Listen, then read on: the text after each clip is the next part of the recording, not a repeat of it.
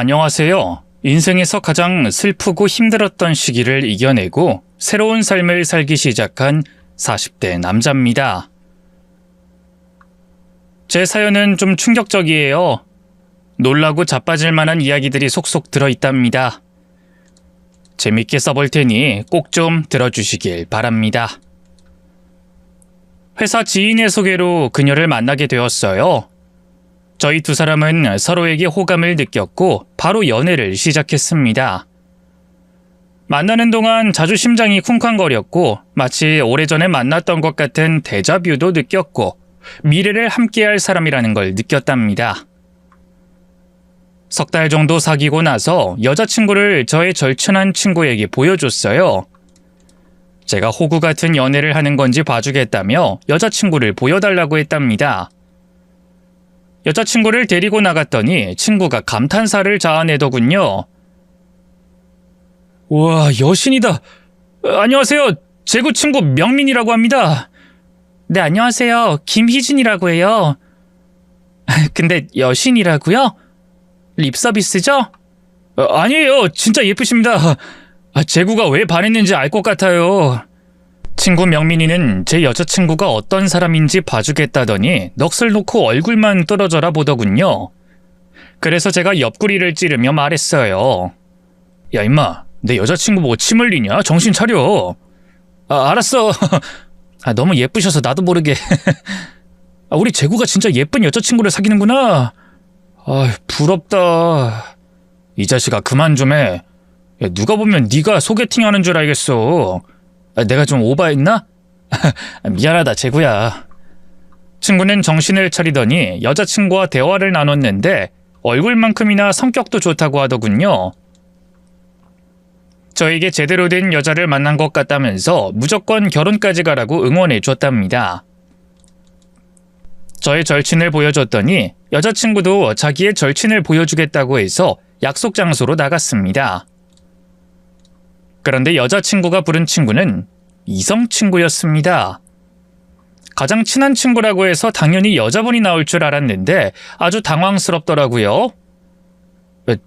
자기야, 자기 절친한 친구가 이 남자야? 제 물음에 여자친구가 아무렇지 않게 말하더군요. 응, 나랑 제일 친한 친구 오진철이야. 인사해. 저는 고개를 살짝 끄덕이며 인사했어요. 안녕하세요. 그러자 남자가 악수하자며 손을 내밀더군요. 억지로 손을 잡았습니다. 그 남자는 반갑다면서 손을 흔들었습니다. 우리 희진이 남자친구를 이제야 보네요. 희진이가 자랑을 엄청 했어요. 근데 직접 보니까 듣던 것보다 훨씬 더 멋지시네요. 네, 고맙습니다. 저는 웃음이 나오지 않았습니다. 자리에 앉아 커피를 마시는데 여자친구가 저에 대한 이야기는 거의 하지 않고 남사친이라는 놈과 둘이 수다를 떨더라고요. 진철아, 우리 마사지 간지 오래됐지? 언제 한번 몸 풀러 가자. 마사지? 지금 내가 해줄까? 어디 뭉친 데 있어? 목이랑 어깨가 엄청나게 뭉친 것 같아. 그럼 잠깐 풀어줘 볼게. 진철씨가 자리에 일어서더니 여자친구 뒤로 가서 목과 어깨를 주무르려고 하더군요. 제가 재빨리 손을 걷어냈습니다. 지금 뭐 하시는 겁니까? 네? 마사지요. 방금 들으셨잖아요. 아니, 남자친구가 떡하니 옆에 있는데 제 여자친구 몸에 손을 대겠다고요? 불쾌하니까 손 치우세요. 뭔가 오해를 하신 모양이네요, 제구씨. 저랑 희진인 친구입니다. 어릴 적부터 부모님끼리 친하셔서 저희도 수십 년 동안 우정을 쌓아온 사이예요. 그렇다고 해도 진철씨는 남자 아닙니까? 제 여자친구한테 마사지를 하는 꼴은 못 보겠습니다. 따끔하게 말하자 여자친구가 발끈했습니다. 자기 왜 그래? 내 친구 민망하게 왜 성질을 내고 그래? 내가 이상한 거야? 자기랑 진철씨가 이상한 게 아니고? 여기 카페에 있는 사람들한테 일일이 물어봐. 누구한테 이상 있는 거냐고? 우린 그냥 친구야. 절친한 친구라고. 애기 때부터 놀던 친구인데 성별이 중요해? 남녀 사이의 친구가 어딨냐? 이 남자가 너한테 흑심이 있는 것 같아 보이거든? 둘이 만나지 마. 뭐야, 자기 진짜 이상해. 이상한 건 내가 아니라 희진이 너랑 진철씨라고. 화를 세게 냈더니 침묵이 흘렀고 진철씨가 자리에서 일어났습니다. 여자친구는 저에게 실망했다며 당분간 연락하지 말자고 하더군요. 저도 불쾌한 기분이 가라앉지 않아 그러자고 했습니다. 며칠 연락이 안 되길래 헤어지게 된 거구나 하고 여자친구를 잊으려고 했습니다.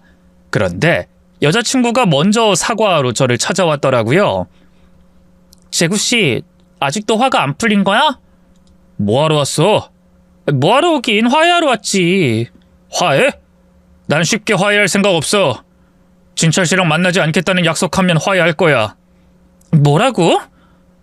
자기야, 걔는 그냥 친구라고 몇 번을 말해. 하늘이 두 쪽 나도 걔랑 나랑은 정분날 일이 없다고. 난 이성과 친구 사이로 지내는 걸 이해 못해. 그래서 난 여자랑 친구 안 하거든. 그래서 진철이랑 연락 끊고 지내라는 거야? 그럼 이렇게 하자. 여러 친구들이 다 모이는 자리에서만 만날게. 둘이 만나지만 않으면 되지? 그것도 싫은데. 자기야, 왜 이렇게 꽉 막혔어? 진철이는 진짜 친구야. 제발 내 친구랑 연 끊으라고 하지 마. 결국 제가 한 발 물러나 여러 명이 모이는 자리에서만 진철 씨를 만나라고 했고, 단둘이 만나거나 연락하면 무조건 끝이라고 경고했습니다. 그랬더니 여자친구는 알겠다며 약속을 했습니다. 저와 여자친구는 1년 넘게 연애를 하고 자연스럽게 결혼 이야기가 오갔습니다. 여자친구는 빨리 아이를 낳고 싶다며 빠른 시일 내로 머리를 올려달라고 보챘습니다. 자기야, 우리 빨리 결혼해서 애기 낳자. 나 애기 낳아서 새 식구가 오순도순 살고 싶어. 그래? 그럼 그렇게 해야지. 결혼해보자. 결혼하자. 아싸! 이제 이지구 당신은 영원히 내 남자야. 희진이, 너도 영원히 내 여자야. 바람 피우면 가만 안 둔다. 누가 할 소리? 그렇게 결혼 준비를 시작하게 되었습니다. 양가 부모님께 인사를 드리고 상견례를 무사히 치렀답니다. 그리고 예식장 날짜를 잡고 청첩장을 뽑았어요. 먼저 제 친구들을 불러서 여자친구와 인사를 하며 청첩장을 돌렸습니다.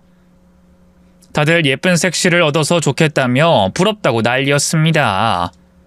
저의 절친한 친구 명민이도 그 자리에 나와 축하의 말을 전했어요.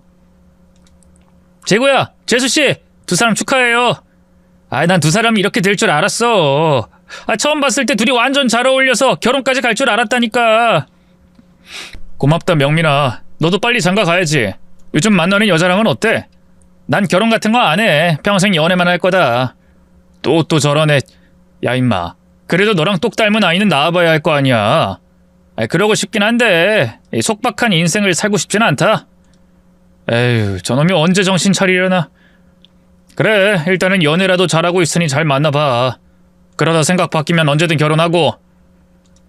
명민이는 비혼주의자였고 연애만 줄기차게 하는 녀석이었습니다. 명민이는 가장 친했던 제가 결혼하자 큰 선물을 준비했어요. 신혼집 앞에 왔다고 해서 나가봤더니 차를 한 대 끌고 왔답니다. 명민아, 이게 뭐야? 뭐긴 뭐야, 선물이지. 너 차 오래 탔지? 이제 새 차 타고 다녀라. 방금 공장에서 나온 따끈따끈한 신형차다. 야 임마, 이렇게 큰 선물을 왜 주는 거야? 왜긴? 너 기억 안 나냐? 나 취업 안 돼서 빌빌거릴 때 네가 밥 사주고 용돈 주고 했던 거 기억 안 나? 그때 내가 너한테 얼마나 고마웠는 줄 알아? 그때 네가 나한테 해준 걸 생각하면 이 차 한 대쯤은 아무것도 아니야. 언젠가 꼭 큰 선물 해주고 싶었었는데 결혼했으니까 결혼 선물로 준비했다. 명민아, 내가 널 챙겨준 건 알겠지만 그렇다고 해서 이렇게 큰 선물은 그냥 받아. 나 돈 잘 벌잖냐. 잘 나가는 증권맨인데 이 정도는 충분히 해줄 수 있어. 저와 아내는 신형차를 보고 감탄했고 명민이한테 고맙다고 말하며 시승식을 했습니다. 야 명민아, 차 진짜 좋다. 야, 엄청 잘 나가네. 재구야, 다음엔 더 좋은 거 해줄게. 넌 나한테 둘도 없는 친구니까. 내가 뭐 얼마나 잘해줬다고. 야, 아무튼 고맙다. 제 아내도 명민이한테 진심으로 고맙다고 말했습니다. 명민씨 진짜 감사해요. 우리 재구씨가 친구를 엄청 잘 만난 것 같아요. 제가 친구를 잘 만난 거죠. 저 재구 덕분에 사람 노릇하면서 사는 거예요. 이 친구 아니었으면 전 페인으로 살았을 겁니다. 힘들 때 위로해주고 쓰다듬어줬던 게 많이 고마웠고 큰 힘이 되었다며 계속 저를 칭찬했습니다. 차를 선물 받고 주말마다 아내와 드라이브를 떠났습니다. 멀리 있는 바닷가도 가보고 캠핑장도 다녔죠. 신혼이 아주 재밌어지고 있었는데 아내가 저와의 약속을 저버리는 바람에 균열이 생겼습니다. 회사에서 회식이 있다는 아내가 야근하고 밥을 먹으러 식당에 간 저한테 딱 걸렸습니다. 뭐야, 회식이라더니 진철 씨 만나는 거였어? 어머, 여보! 아내가 놀라자 진철 씨도 덩달아 놀라더군요. 재구 씨, 오랜만입니다. 저랑 희진이는 조용히 해요.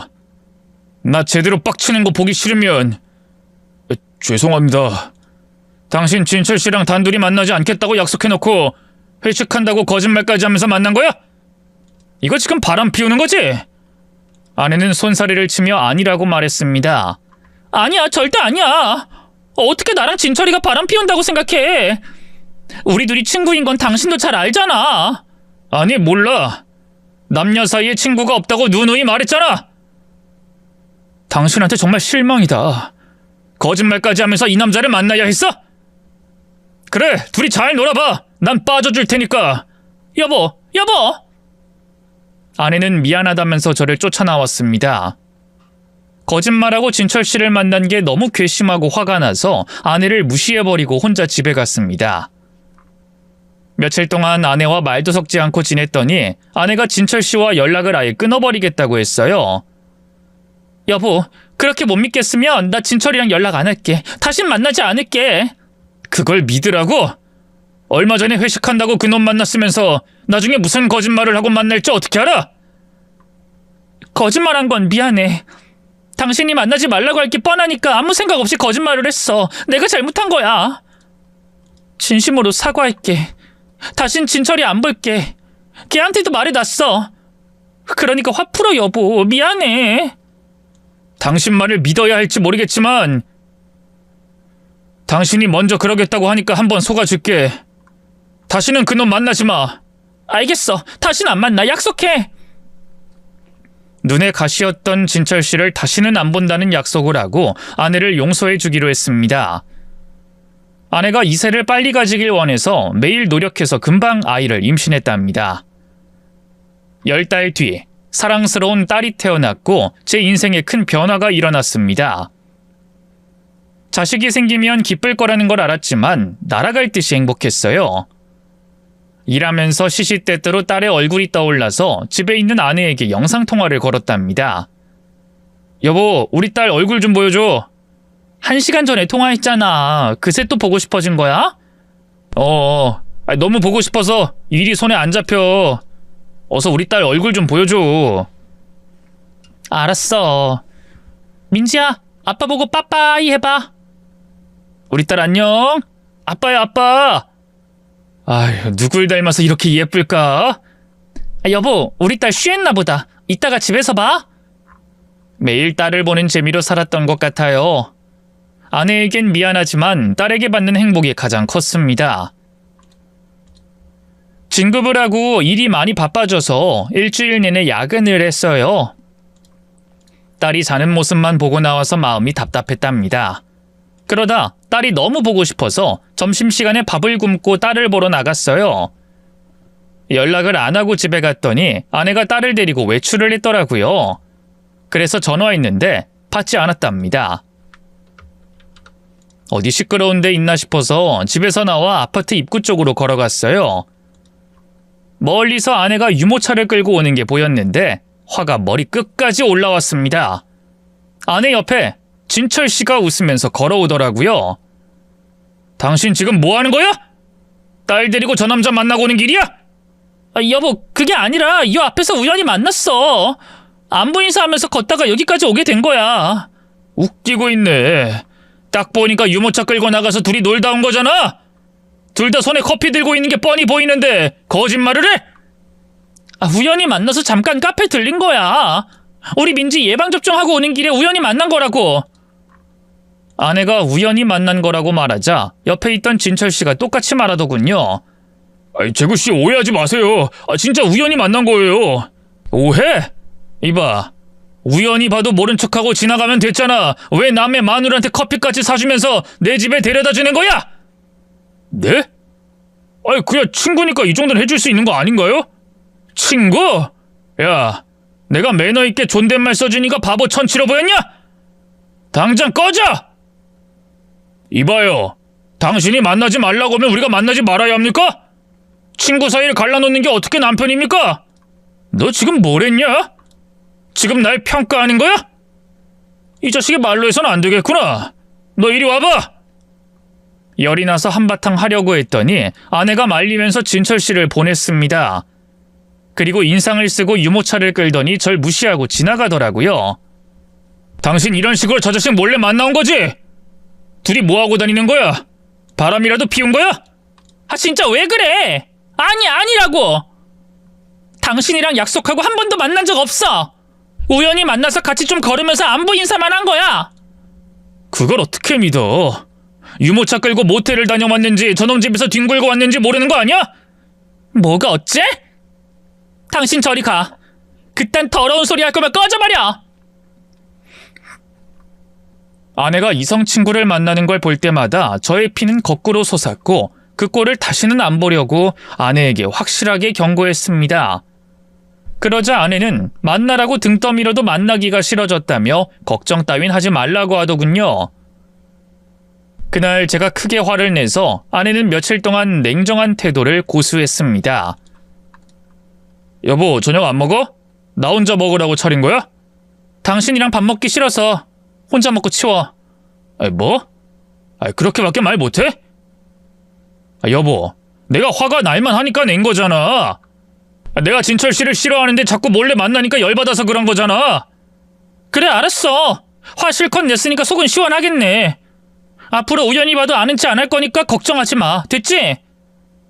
저에게 화가 많이 났는지 겸상도 하지 않으려고 하더라고요.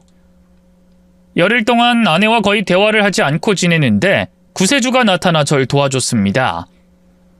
명민이가 오랜만에 신혼집에 찾아왔답니다. 명민아, 그냥 빈손으로 오지 뭘 이렇게 많이 사왔냐? 재수씨 화장품이랑 민지 장난감이다. 근데 재수씨는? 그게... 방에서 나온 아내가 어색하게 명민이에게 인사했습니다. 안녕하세요, 명민씨. 네, 재수씨. 무슨 일 있어요? 설마 두 사람 싸운 거예요? 이야, 두 사람도 싸우긴 하나 보네. 맨날 사이 좋아서 안 싸울 줄 알았는데. 재수씨, 제 친구가 뭘 잘못했나요? 말씀만 하세요. 제가 혼내주겠습니다. 아니에요. 제가 잘못해서 그런 거예요. 명민씨, 선물 고마워요. 재수씨, 무슨 일인지 제가 들어봐도 될까요? 명민이가 저와 아내를 번갈아 가면서 보더니 싸운 이유를 말해달라고 하더군요. 그래서 거실에 다 같이 앉아 대화를 나눴습니다. 친구 명민이는 저에게 속 좁게 굴었다며 된통 혼을 내더군요. 야, 재구야. 야, 어릴 적부터 친구였다잖아. 부모님끼리도 친구 사이고. 남녀 간의 친구가 성립 안 되는 건 나도 인정하는 바지만 재수씨 같은 경우는 특별하잖냐. 나도 알긴 아는데 그래도 싫은 걸 어떡하냐. 아내가 다른 남자랑 둘이 만나는 걸 보고 피가 거꾸로 솟는데 어떡하라고. 에휴, 맞다. 넌 내 친구 재구였지? 고지식하고 꽉 막힌 놈이었지. 야, 그래도 우연히 만나서 커피 좀 같이 마셨다고 하는데 네가 심했다. 야, 그건 네가 사과해야 할 것 같아. 내가 왜? 그놈이랑 같이 유모차를 끌고 오는 걸 보고 화가 안 나겠냐? 지가 무슨 남편이라도 되는 것처럼 행동하는데 빡치지 않을 수 있겠냐? 대화는 계속 되풀이가 됐습니다. 아내도 흥분해서 저에게 큰 소리를 마구 해댔죠. 안 되겠다 싶었는지 명민이가 저희 부부에게 뭔가를 건네줬습니다. 야, 재구야, 너희 부부 주려고 어렵게 구해왔어. 이건 엄청 유명한 뮤지컬 티켓이잖아. 야, 이거 구하는 게 하늘의 별 따기라는데 요즘 안표까지 돌던데. 그래, 요즘 붐이라고 하더라. 너희 부부 주려고 아는 사람한테 부탁해서 받은 거야. 둘이 뮤지컬 보러 다녀와. 재수씨, 좋은 구경하고 맛있는 것 좀 드시고 오세요. 민지는 제가 돌보고 있을게요. 아내도 구하기 어려운 뮤지컬 티켓을 보고 화가 누그러졌습니다. 어머, 이거 제가 진짜 보고 싶었던 건데 근데 명민 씨가 민지를 볼 수 있어요?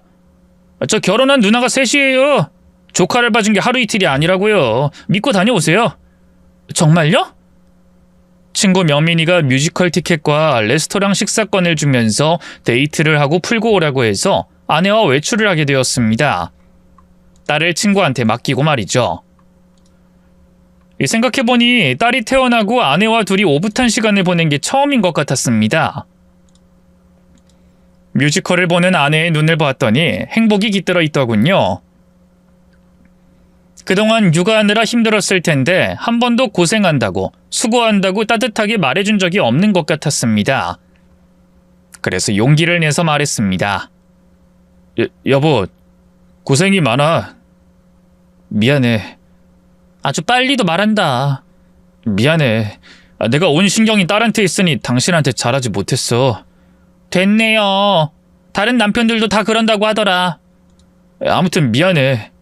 당신 친구 진철씨 말이야. 그 이야긴 또 왜 꺼내? 아니, 내가 속 좁게 굴어서 미안하다고. 여럿이 만나는 자리에서는 만나. 그리고 길 가다 우연히 만나도 커피도 마시고 그래. 날 못 믿는다더니 갑자기 왜 그래? 명민이 말 들어보니까 이해가 돼서. 명민 씨가 아주 좋은 친구네. 그래, 큰 결정 내려줘서 고맙다. 어서 레스토랑이나 가자. 비싼 고기로 배나 채워보자고. 다시 아내와 화해를 하고 아주 잘 지냈습니다. 아내는 가끔 친구들을 만나러 간다고 외출했는데 항상 진철 씨가 같이 있었다고 했어요. 제가 받아들이기로 했으니 그냥 잘 놀고 왔으면 됐다고 말해줬습니다. 시간이 조금 흘러 딸이 3살이 되었어요. 쑥쑥 잘 자라는 딸아이를 보면 제 눈에서는 꿀이 뚝뚝 떨어졌답니다. 그런데 어린이집에서 딸이 넘어져서 코피가 터졌는데 피가 멈추지 않는다고 선생님한테 연락이 왔어요. 병원 응급실에 가는 길이라며 빨리 와달라고 했답니다. 아내는 친정에 가 있는다고 했는데 전화벨 소리를 듣지 못했는지 연락이 닿지 않았어요. 병원에 도착했더니 딸아이 옷에 피가 잔뜩 묻어 있었고 이미 흘린 피가 엄청나다고 했어요. 의식을 잃은 딸을 내려다보며 어떻게 된 일이냐고 물었습니다. 의사 선생님은 딸이 혈우병으로 의심된다고 했고 피를 많이 흘려서 수혈이 필요하다고 했어요. 보호자분 혈액형이 뭐죠? A형입니다. 그럼 수혈이 안 되겠네요. 민지는 B형이거든요. 아닐 텐데요? 저랑 같은 혈액형인 걸로 알고 있습니다. B형 맞습니다. 다른 보호자분은 안 오십니까? 카톡 보고 아마 오고 있을 겁니다. 그 말이 끝나자마자 아내가 병원에 달려들어왔어요. 여보, 우리 민지가 피를 흘렸다고? 어떻게 된 거래? 어린이집에서 넘어졌는데 코피가 안 멈추더래. 혈우병으로 의심된다는데 아무튼 지금 수혈이 급해. 근데 우리 딸 혈액형이 B형이라는데 당신도 나랑 같은 A형 아니야? 나도 A형이야. 민지도 A형이고. 의사 선생님이 아니래. 우리가 오기 전에 검사하셨대. 의사 선생님은 저희 부부의 말을 듣고 간호사한테 혈액을 준비해달라고 해서 저장된 혈액을 가져와 수혈했습니다. 딸은 조금 뒤에 의식을 찾았습니다. 아내와 저는 다시 혈액형 검사를 했는데 A형이 맞았어요. B형인 딸을 낳을 수 없다고 합니다. 딸은 이틀 동안 입원했고 저는 복잡한 심정으로 병원에서 아내와 대화 없이 딸아이만 내려다봤습니다. 늦은 밤 커피를 마시러 나왔는데 아내가 따라 나오더군요. 여보, 혈액형이 왜 B형인진 모르겠지만 민진 당신 딸 맞아. 의사가 나더러 그러던데 입양한 아이냐고. 그럼 혹시 아이가 바뀌었나? 산부인과에서 간혹 가다가 애가 바뀌잖아. 장난하냐? 요즘 세상에 어느 병원에서 실수로 애가 바뀌어? 정말 당신과 내 딸 맞는데. 여보, 나 억울해. 이상한 눈으로 보지 마. 아내는 철면피인지 진심인지 눈 하나 깜짝 안 하고 민지가 제 딸이 맞다고 확신하더라고요. 퇴원하고 유전자 검사를 해봤는데 딸은 제 친자가 아니었습니다. 아내를 밖으로 불러서 물었습니다. 누구예요? 무슨 소리야? 민지 내 딸 아니라는 걸 의사도 알고 나도 알아. 당신이 누구 애를 가졌던 거야? 여보, 아니야. 민지 당신 딸 맞아. 유전자 검사지를 꺼내서 보여줬습니다. 거짓말은 안 통해. 사실대로 말해. 내 딸 민지 누구 친아빠냐고? 여보. 저는 아내의 따귀를 갈겼습니다. 당신은 날 기만했어. 다른 놈의 자식을 낳아? 뻔뻔한 여자 같으니. 그 자식이지? 오진철 그 자식이지? 여보, 아니야. 아니긴 뭐가 아니야? 당신 나 기만하고 사기를 쳤으니까 가만 안 둬. 당신이랑 그 자식 인생 끝장나게 해주겠어. 여보, 미안해. 미안하다고 될 일이 아니었기 때문에 당장 오진철 그놈의 핸드폰으로 연락했고 조용한 곳으로 불러냈습니다. 영문도 모르고 나온 오진철을 일단 개패듯이 패기 시작했습니다. 저기 재구씨, 이러는 이유가 뭐예요? 몰라서 물어? 민지가 너와 내 아내랑 놀아나서 낳은 자식이잖아. 말도 안 돼요. 그럴 리가 없잖아요. 저랑 희진인 친구라고요. 절대로 부적절한 사이가 아닙니다. 닥쳐! 네 놈 말고는 아무도 없어. 그런 짓 할 놈은 너밖에 없다고! 아니라고 소리치는데 무시하고 주먹을 난타했습니다. 흠씬 두들겨 패고 그놈도 지치고 저도 지쳤습니다. 그런데 오진철 그놈이 끝까지 자긴 아니라고 하더군요. 재구씨, 저 진짜 아닙니다. 못 믿겠으면 제 머리카락 가져가서 검사해보세요. 이 자식이 끝까지. 정말이에요. 난 희진이와 친구일 뿐이에요. 그리고 난 여자 좋아하지 않습니다. 희진이가 제 비밀 지켜준 모양인데 진작 말했으면 저 의심하지 않았겠죠. 뭐? 이 자식이 입에 거짓말을 달고 사는구만. 그래, 네 머리카락 가져가지. 그 전에 네 놈 혈액형부터 묻자. 너 B형이지? 아니요, A형입니다. 제 지갑에 헌혈증 있어요. 오진철이 보여준 헌혈증에 A형이라고 쓰여 있더군요. 제가 잘못 짚은 거였습니다. 쥐구멍으로 숨고 싶은 심정이었죠. 그에게 사과를 하며 맞은 만큼 돌려주라고 했습니다. 그런데 오진철은 그냥 말없이 떠났습니다. 다시 집으로 돌아가 아내에게 누구 애냐고 따졌더니 대답하지 않고 울기만 했습니다. 이러나 저러나 아내와 저와는 끝난 사이니 누구 애든 상관하지 않고 이혼하려고 마음먹었습니다. 유책 배우자는 당신인 거 알지? 이혼장에 도장 찍고 몸만 나가. 그리고 민지는 당신 호적에 올려. 절차가 복잡하긴 해도 당신 딸이니까 알아서 키워. 여보, 미안해. 입이 10개라도 할 말이 없어. 아내는 사과를 하며 도장을 찍었습니다. 조정기간에 따로 지내는데 어느 날 충격적인 연락을 받았습니다. 딸 민지가 탄 어린이집 승합차가 역주행하던 음주운전 차량과 사고가 났다며 모든 아이들이 병원에 실려갔다고 합니다. 생각보다 몸이 먼저 반응해서 병원으로 달려갔어요. 그런데 제 딸 민지는 피가 멈추지 않는 혈우병이었어요.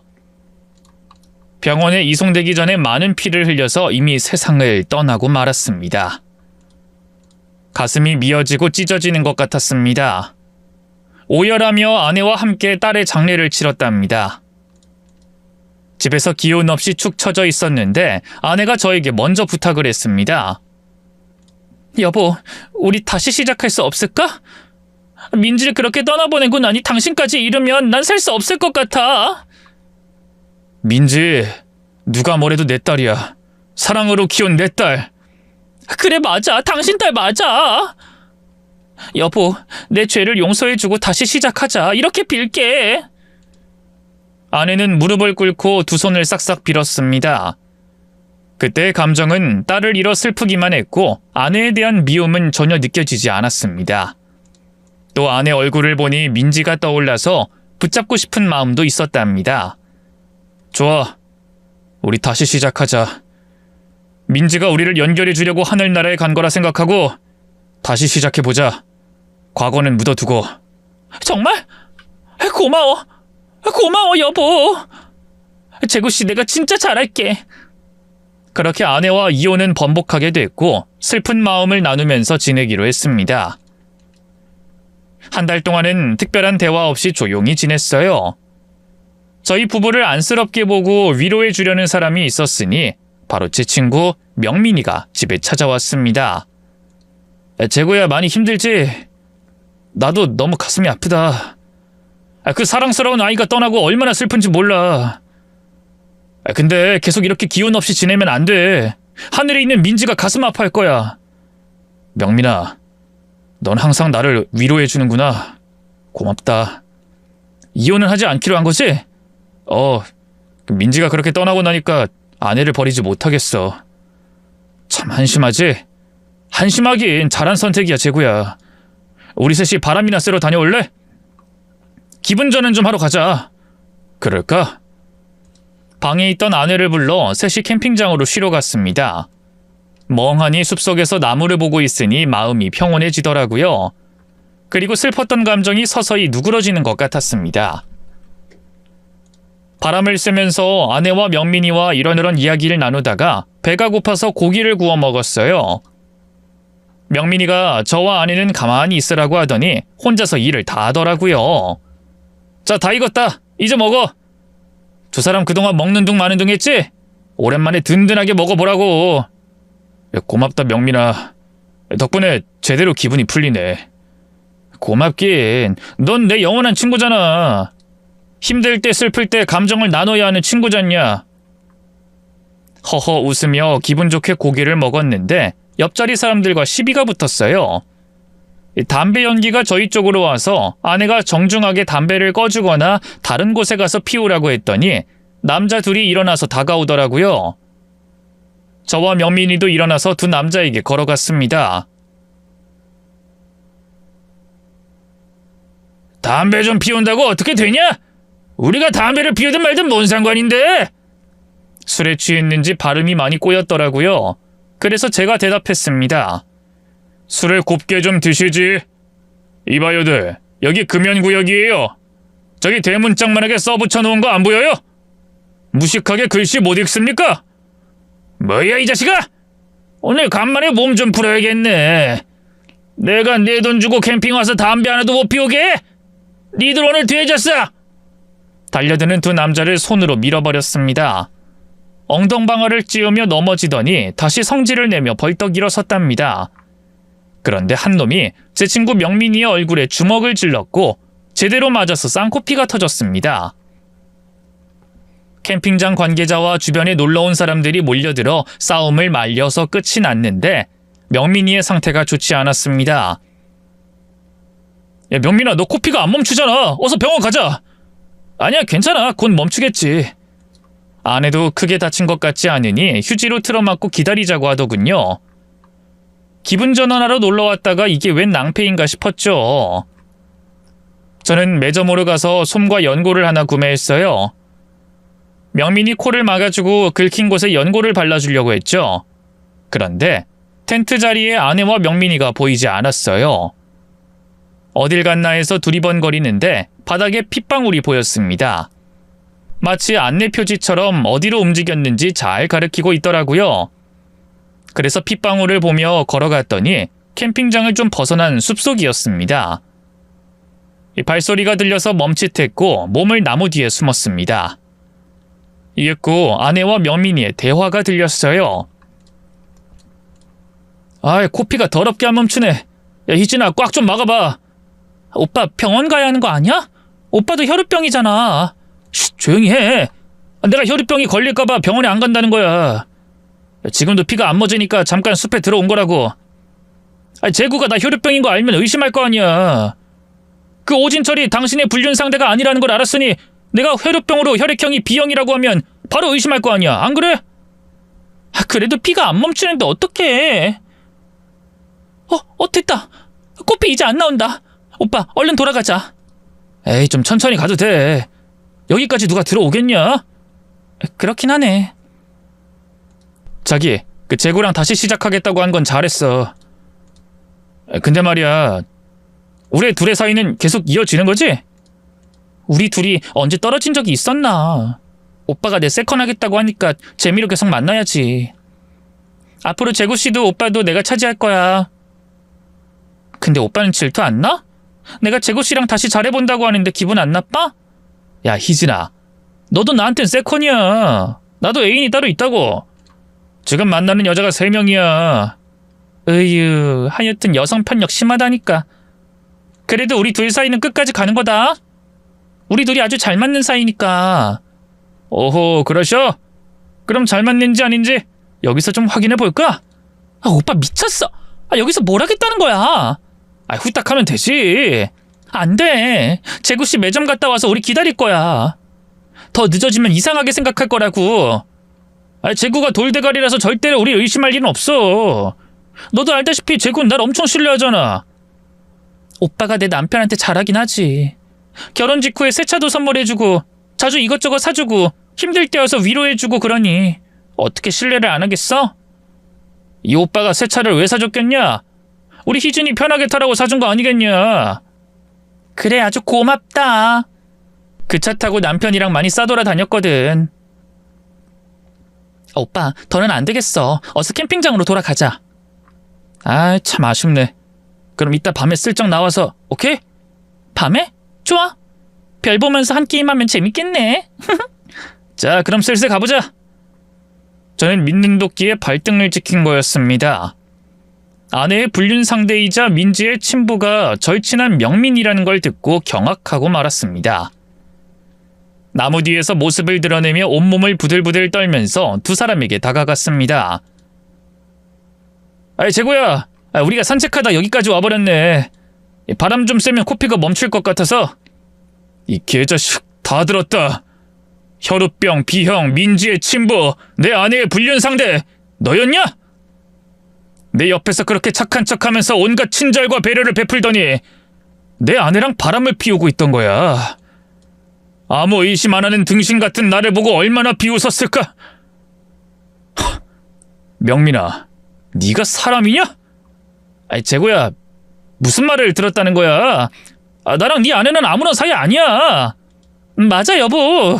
당신이 뭘 들었다는 건진 모르겠는데 나랑 명민 씨가 불륜이라니 말도 안 돼. 당신 민지가 떠나고 나서 헛것을 듣더니 오늘도 그런 모양이야. 두 사람은 아주 침착하게 거짓말을 하더군요. 난 헛것 들은 적 없어.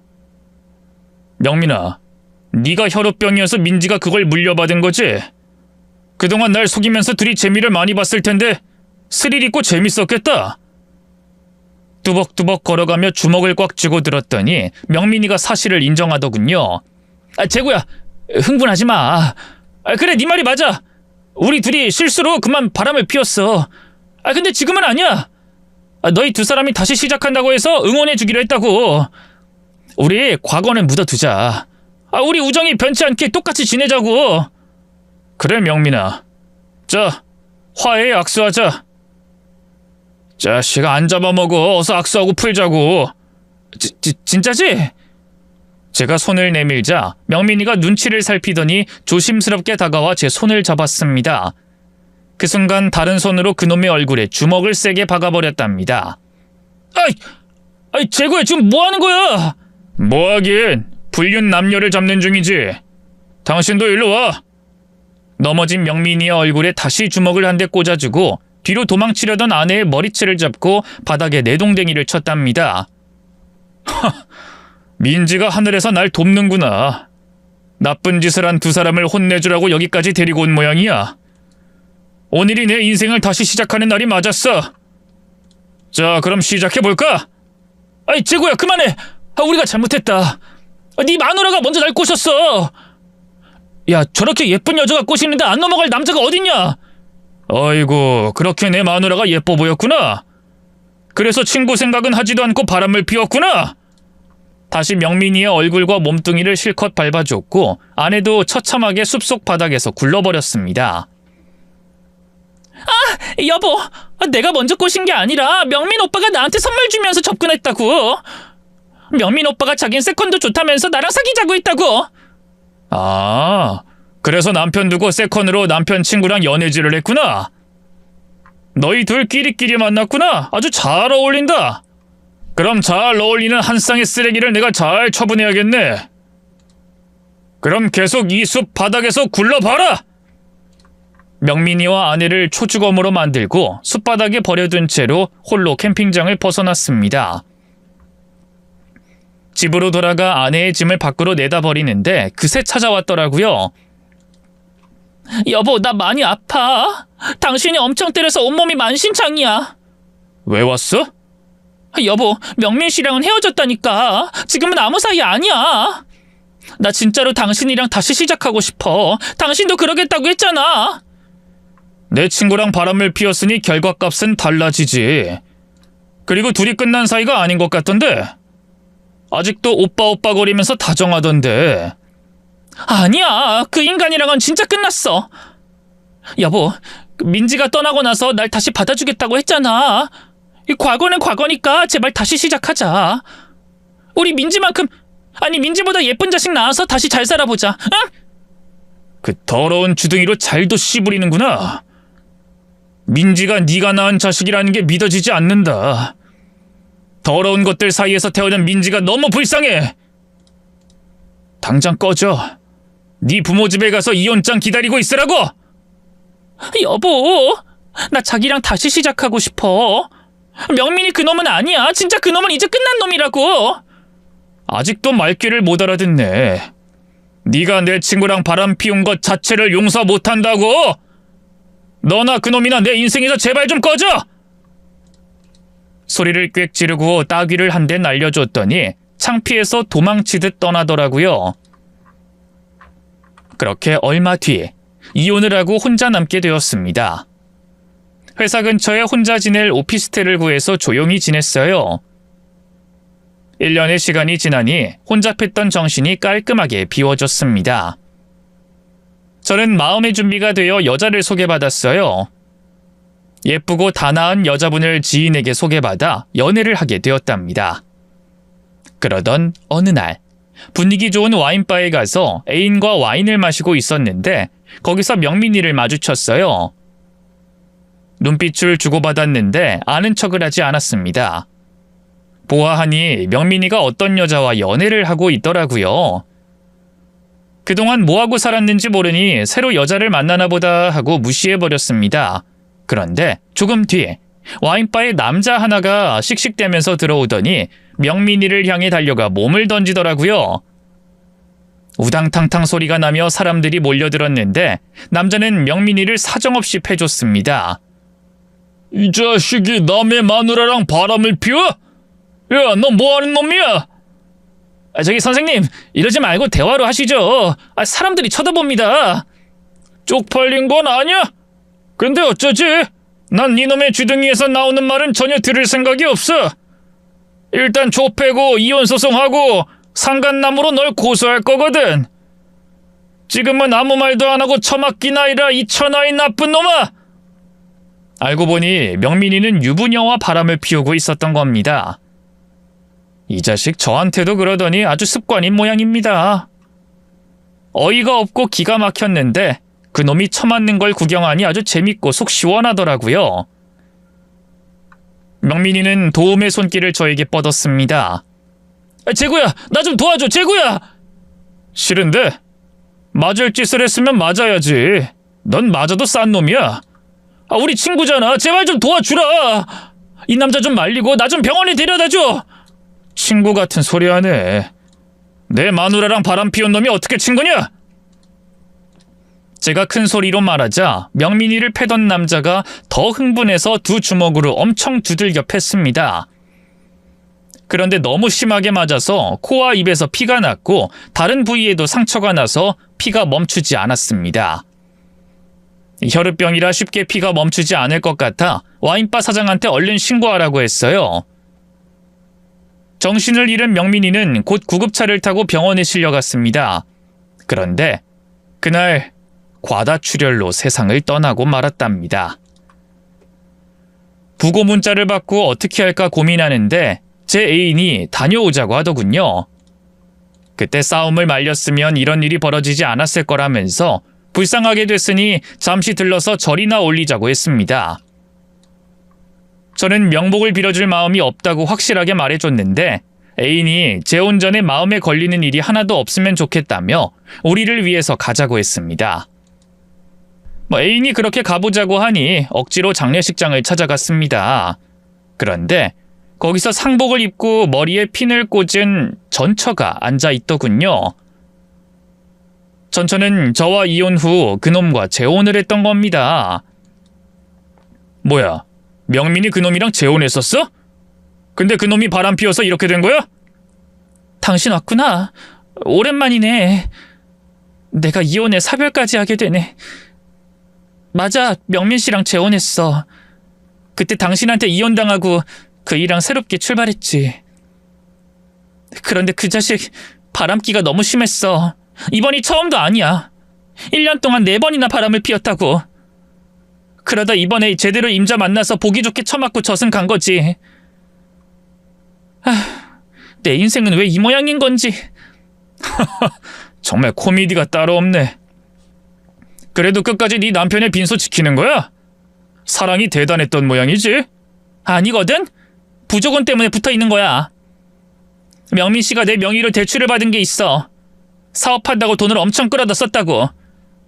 그런데 이 인간이 저승 가버리는 바람에 사업은 끝장났고 제출한 돈은 내가 다 갚게 생겼잖아. 보험금은 명민 씨 집안에서 가져간다니까 부조금은 내가 챙기려고 여기 붙어있는 거야. 아, 그래? 참 재밌네. 벌을 아주 제대로 받고 있는 걸 보니까 흐뭇하다. 재구씨, 옆에 누구야? 내 애인. 곧 재혼해. 아, 재혼. 좋겠네. 아주 좋지. 너랑은 차원이 다른 여자거든. 내 인생은 이제 조져버렸는데. 저 인간 저렇게 가버리고 개고생하게 생겼네. 아이고, 내 팔자야. 전처는 명민이를 위해 대출받은 수억 원을 감당해야 한다며 울상으로 앉아 있었네요. 장례식장에서 나와 시원하게 웃어버리고 원수들의 기억을 날려버렸습니다. 그리고 애인과 결혼식을 올렸고 새 가정을 꾸렸어요. 아내는 결혼 5개월 만에 아이를 가졌답니다. 5년이 더 지난 지금 딸아이는 무럭무럭 잘 자라고 있어요. 가끔 가슴으로 키웠던 민지가 생각이 나곤 하는데 시간이 지나면 완전히 잊혀질 거라 생각합니다. 그럼 제 사연을 이만 마치겠습니다. 모두 안녕히 계십시오.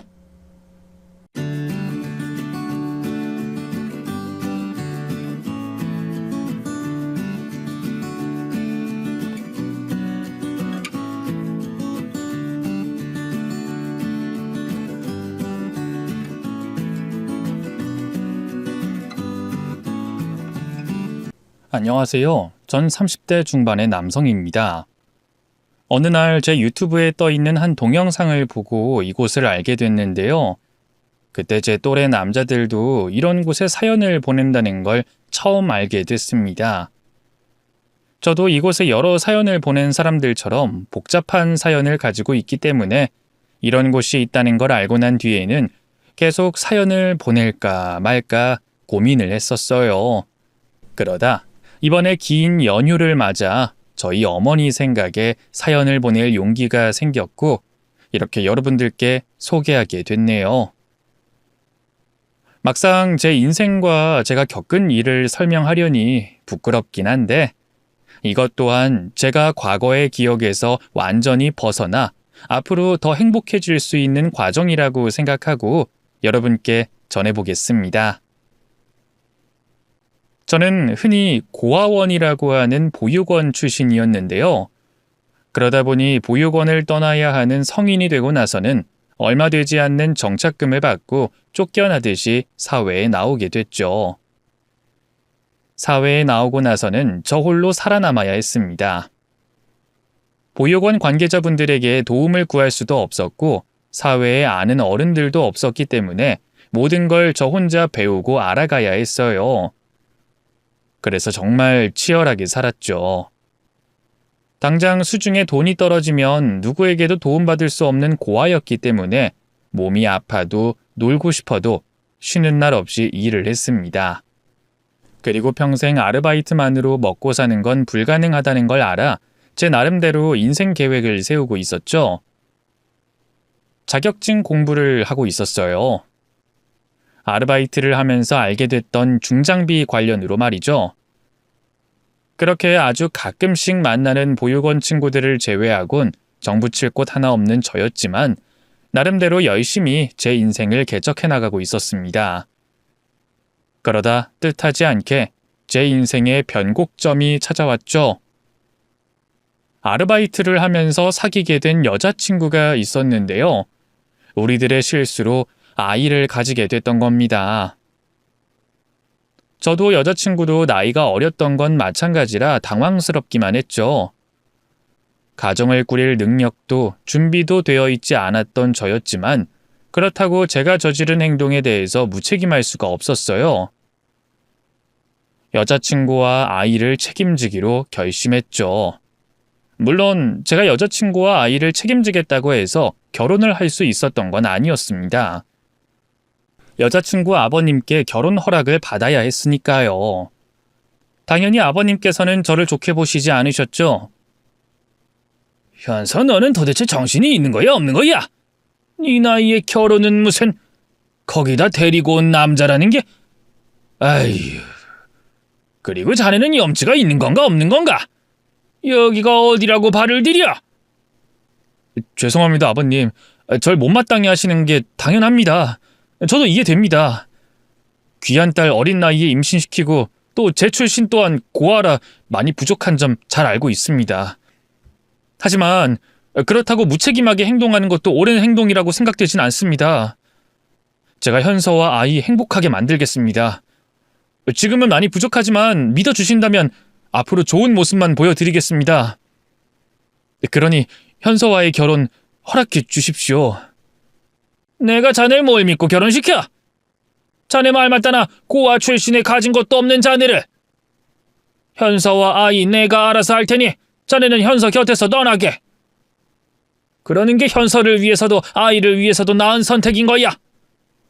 아버님께서는 고아인 저를 사위로서 받아들일 생각이 없으셨어요. 하지만 임신한 딸로 인해 결국엔 저와 아내의 결혼을 허락하실 수밖에 없으셨죠. 그렇다고 제가 아버님에게 인정을 받았던 건 아니었어요. 정말 어쩔 수 없이 결혼을 허락하셨던 것이기 때문에 저와 마주칠 때마다 저를 구박하시고 못 믿어와 하셨죠. 저는 그런 아버님의 모습에 불만을 가지지 않았습니다. 제가 모자란 게 맞았으니 아버님의 신뢰를 받을 수 있게 제가 더 열심히 노력하는 게 맞았어요. 그리고 꼭 아버님 때문이 아니라도 제 아내와 아이에게 행복한 미래를 만들어주기 위해서 해야 하는 노력이었죠. 결혼 이후 정말 부단히도 노력했습니다. 아이를 가진 아내를 챙기면서도 더 나은 환경을 위해 더 많은 돈을 벌기 위해 열심히 일을 했죠. 그러면서도 계속 준비하고 있던 자격증 시험도 손에서 놓지 않았어요. 그리고 그동안의 노력과 가장으로서의 제 몫을 하고자 하는 의지 덕분에 자격증 시험에 합격할 수 있었죠. 자격증 시험을 합격한 뒤 전문기사로서 일을 시작하면서부터 경제적인 부분에서는 숨통이 트일 수 있었습니다. 많은 돈은 아니었지만 아르바이트를 하던 때에 비하면 큰 돈을 벌었고 안정적이었죠. 그런데 전에 비하면 큰 돈을 가져다 주는데도 불구하고 살림살이는 눈에 띄게 좋아지지 않았어요. 또 아내의 바가지는 더 심해지고 있었습니다. 태어난 아이에게 뭐든 좋은 걸로 해주고 싶었는지 말이죠. 여보, 그 카드값이 연달아 너무 많이 나오는데 할부로 살 게 이렇게 많았어? 그거 전부 정연이 거야. 거기에서 생활비는 얼마 되지도 않는다니까? 근데 그 태어난 지 얼마 안 된 아이한테 이런 것들이 다 필요해? 요즘 다른 집들도 다 이 정도는 사. 제일 예민하고 약할 때 쓰는 물건인데 좋은 걸 써야지. 솔직히 그것들도 내 성엔 안 차. 우리 정연이 제일 좋은 것들로 사주고 좋은 것들만 보여주고 싶은데 그러기엔 당신이 벌어오는 돈이 너무 적다고. 이 집만 해도 그래. 집이 작아서 우리 먹는 음식 할 때 우리 정연이가 온갖 냄새를 맡게 되잖아. 집이 오래돼서 그런가 정연이가 기침도 많이 하고.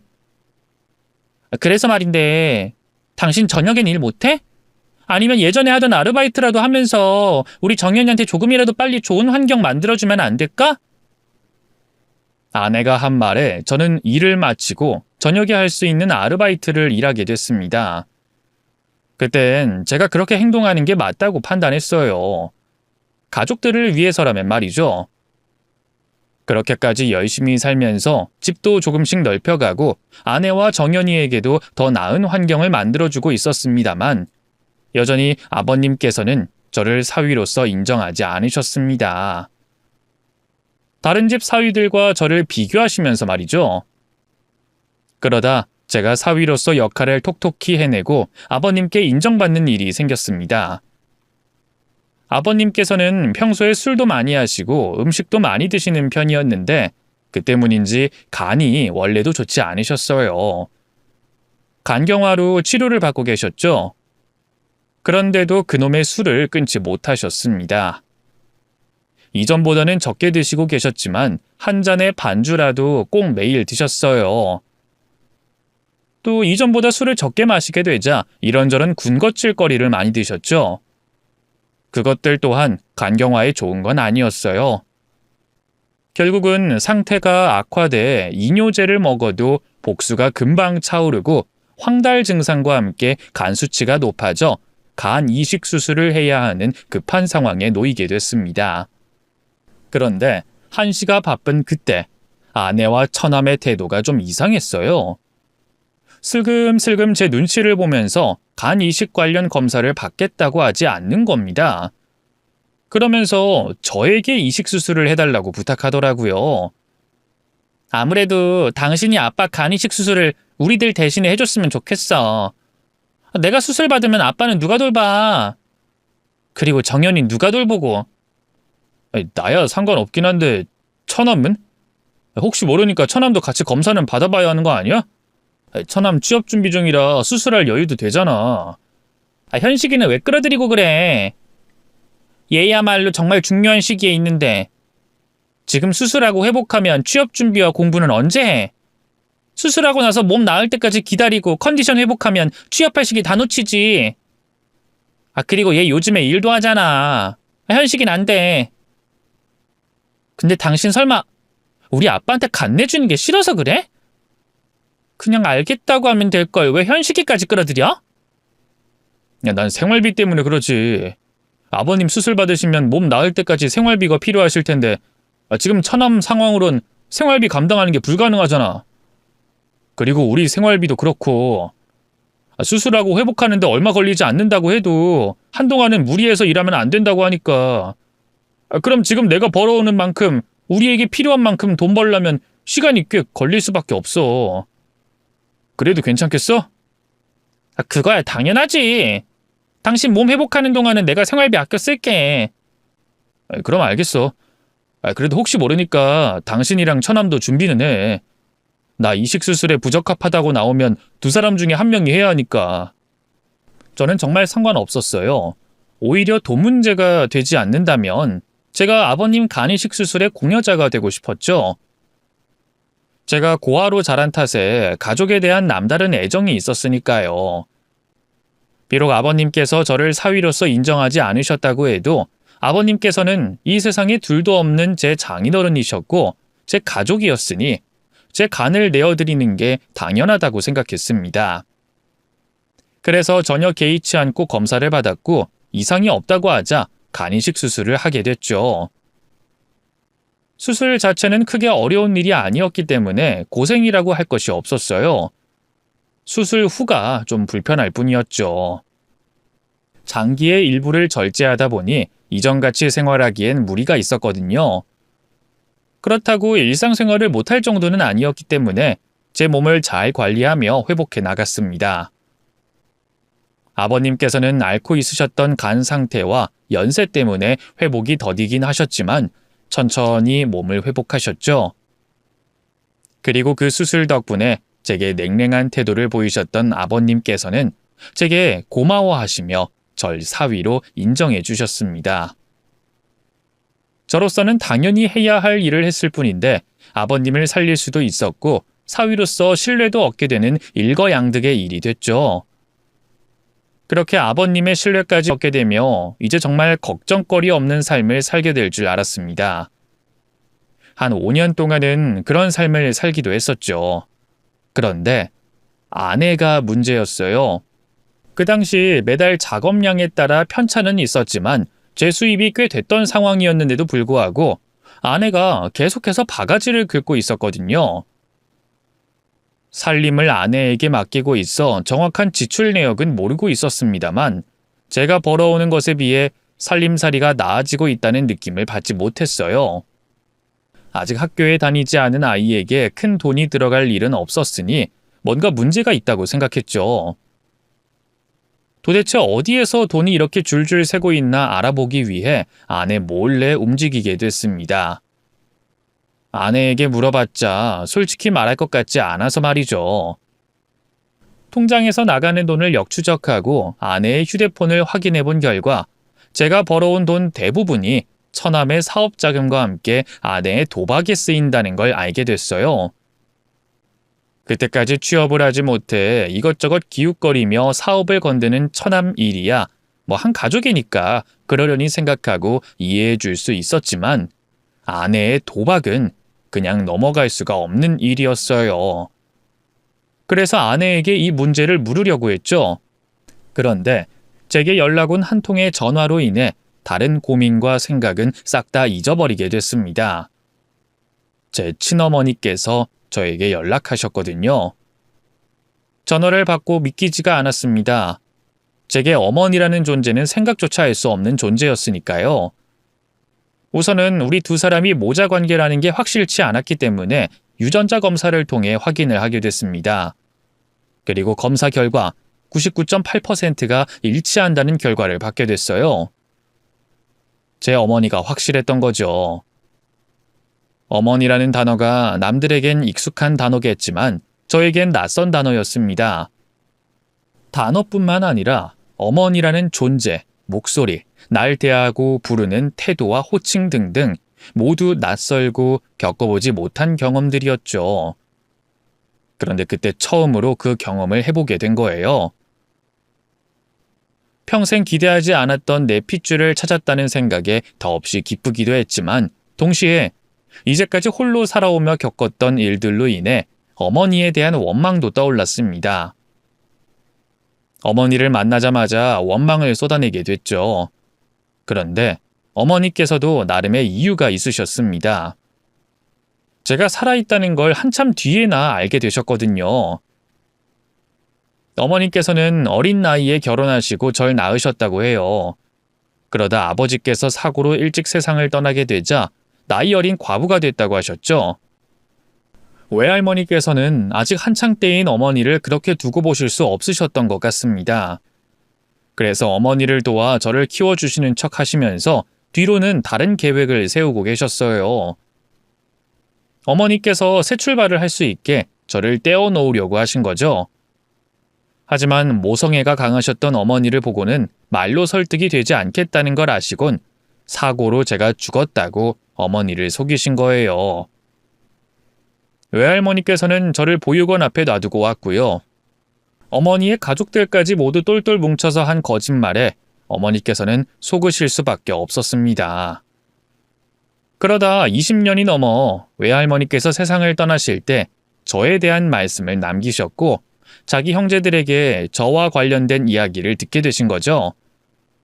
그런데 저를 보육원에 두고 온 외할머니께서 돌아가시게 되며 저를 어느 보육원에 두고 왔는지를 알 수가 없게 됐던 겁니다. 그래서 제가 보육원에 맡겨졌다는 걸 아시면서도 찾질 못하셨다고 했죠. 그러다 언 30년 가까이 되어 외할머니께서 저를 보육원에 데려다 놨다던 기억과 같은 기억을 가지고 있는 보육원 원장 선생님을 찾으셨고 수소문 끝에 절 찾았던 거였습니다. 그 이야기를 듣고 나니 어머니를 원망할 수 없었어요. 자식 잃은 슬픔으로 살아온 어머니께서는 저에 대한 미안함으로 그때까지 혼자서 살아오셨거든요. 어쩌면 결혼을 한 저보다 더 외롭게 살아오셨던 분이셨습니다. 오히려 제가 어머니를 찾지 못한 것에 대한 미안함이 생겼었죠. 더 이상 서로 미안하다고 말하는 건 시간 낭비였어요. 이제라도 만나게 된 것에 감사하며 못다한 모자 간의 인연을 이어가는 게 중요했죠. 그런데 아내는 제 앞에 나타난 어머니를 불편해하고 수상하게 생각했습니다. 아내 입장에서는 시어머니라는 존재가 생겼으니 불편했겠죠. 하지만 제가 만나 대화를 나눈 어머니께서는 아들에 대한 미안함에 며느리를 만나는 것도 미안해하시는 분이셨어요.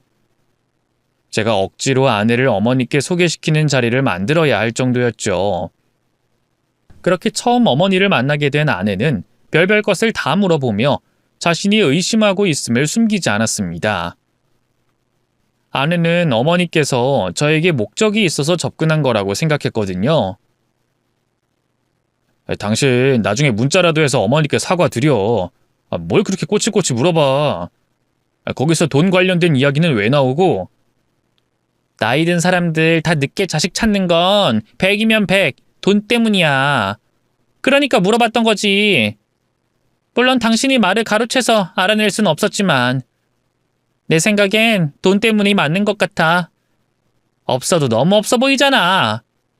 준비한 돈은 없고 인생의 말년은 아직도 한참 남아있고 그러니 걱정된 마음에 살 방법을 찾으셨던 거지. 예전에 잃어버린 자식을 찾는 걸로.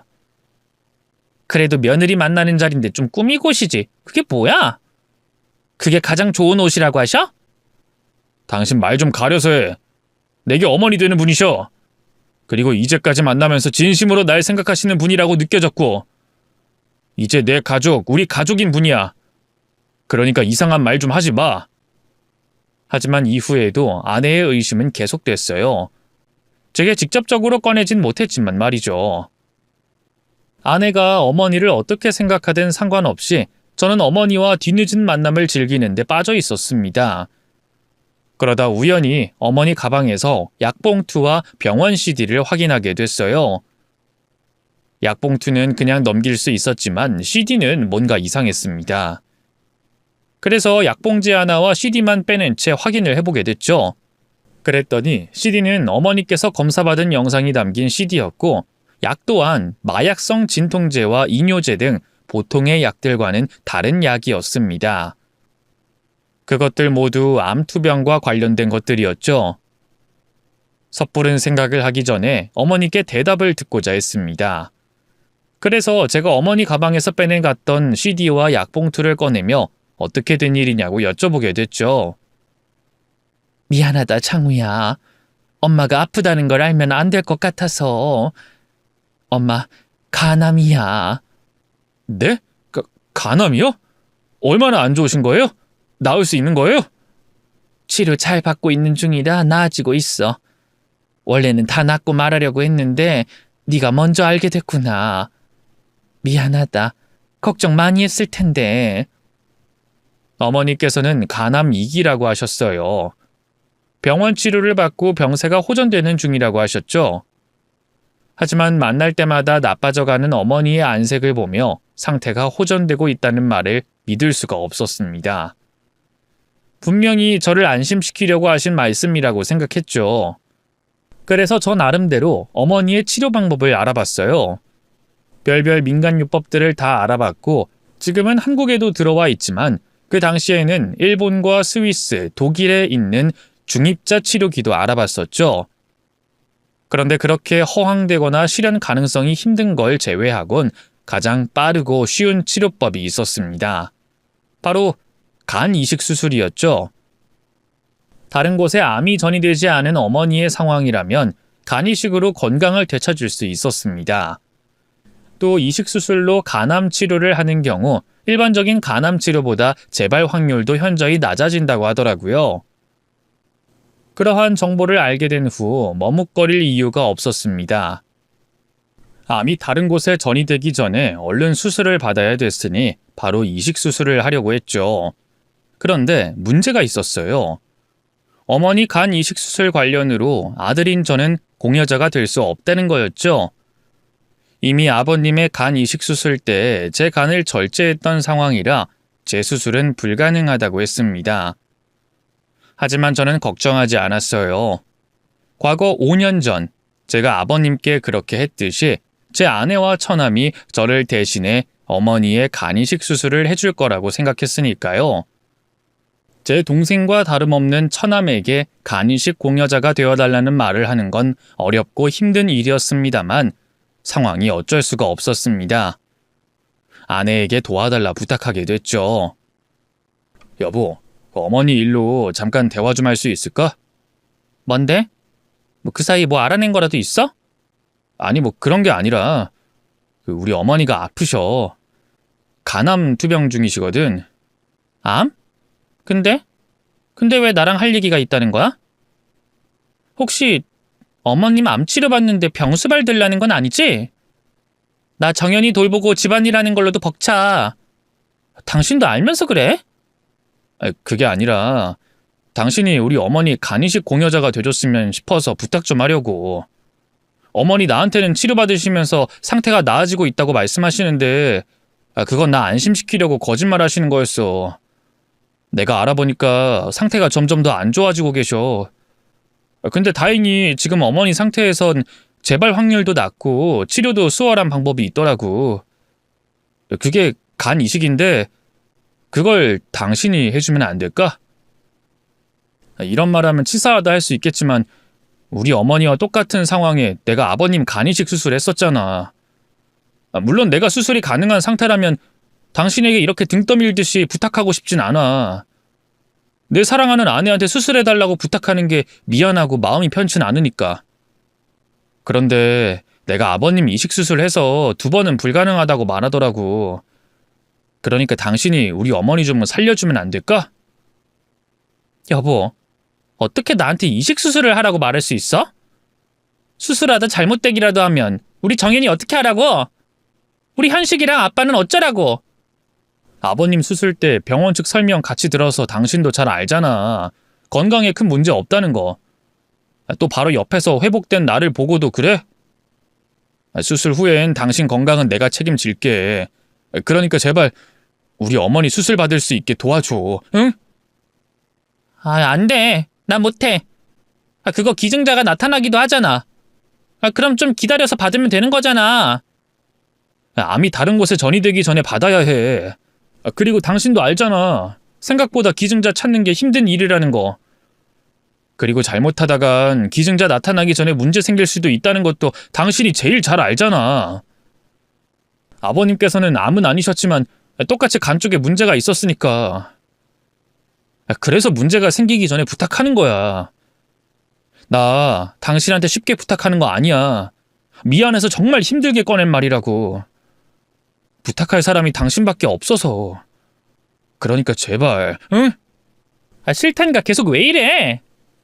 그리고 당신 혹시 우리 현식이한테도 아빠 도와줬던 일 팔아먹으면서 당신 어머니 간이식 수술해달라고 부탁할 생각하지 마.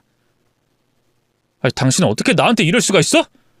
무리한 부탁이라는 건 알지만 내가 당신 아버님께 해드린 일이 있는데 어떻게 이럴 수가 있냐고.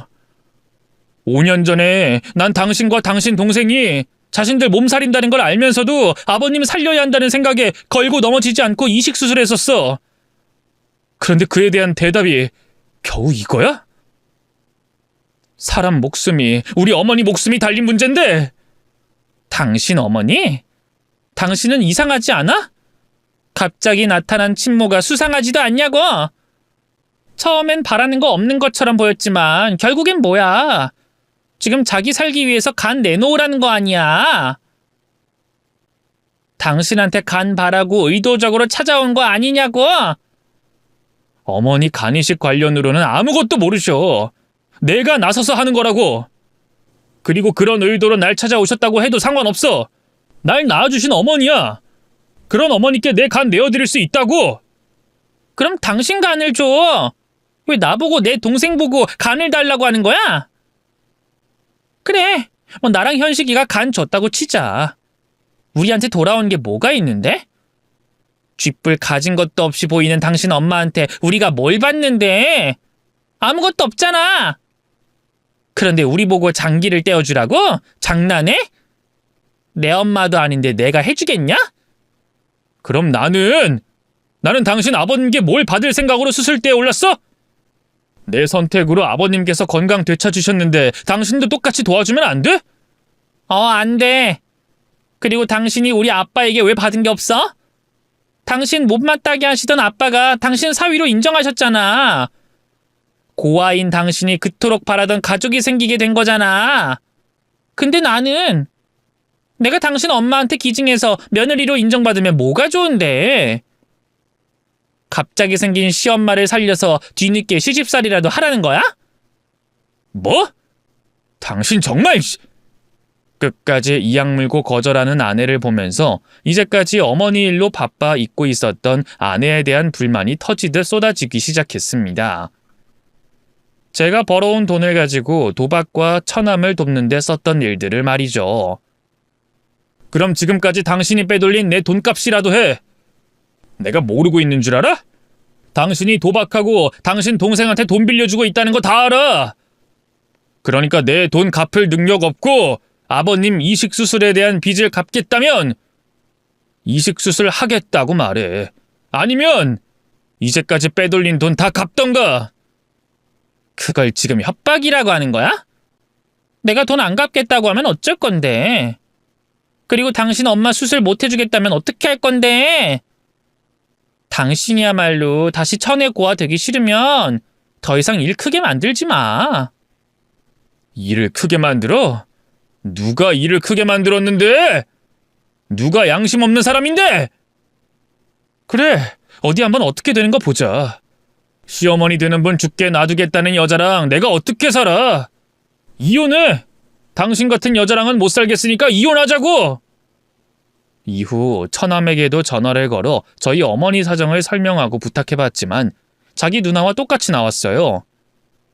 제게 도움받았던 일은 새까맣게 까먹고 자기가 왜 자기 장기를 떼어줘야 하냐며 화를 내기까지 했죠.